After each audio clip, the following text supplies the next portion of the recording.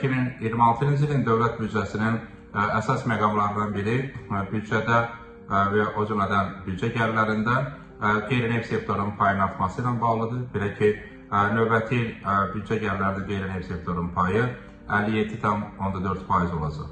Bu rəqəm 53%-ə yaxın proqnozlaşdırılır. 2026-cı ildə həm müdafiə və milli təhlükəsizlik, o cümlədən Qarabağ Şərqi Zəngəzurun bərpası və yenidən qurulması, eləcə də sosial təminat və sosial müdafiə xərcləri prioritet olaraq qalacaq.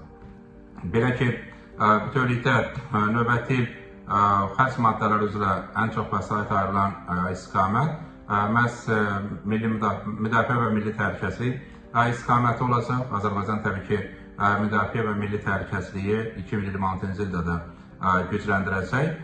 Eyni zamanda iqtisadi fəaliyyətə də ayrılan vəsaitin həcminin artırılması nəzərdə tutulur. Burada təbii Qarabağ və Şərqi Zəngəzurun bərpası xüsusilə qeyd olunmalıdır. Sosial təminat və sosial müdafiə xərclərində də artım nəzərdə tutulub. Ümumiyyətlə, nəzərə alsaq ki, ilkin proqnozlara əsasən gələn il büdcə xərclərinin 40%-dən çoxu məhz sosial istiqamətə yönəldiləcək. Artıq biz növbəti ildən etibarən pensiyaların indeksləşdirərək artırılmasını müşahidə edəcək. Bu 1.100.000 vətəndaşımızı əhatə edəcək.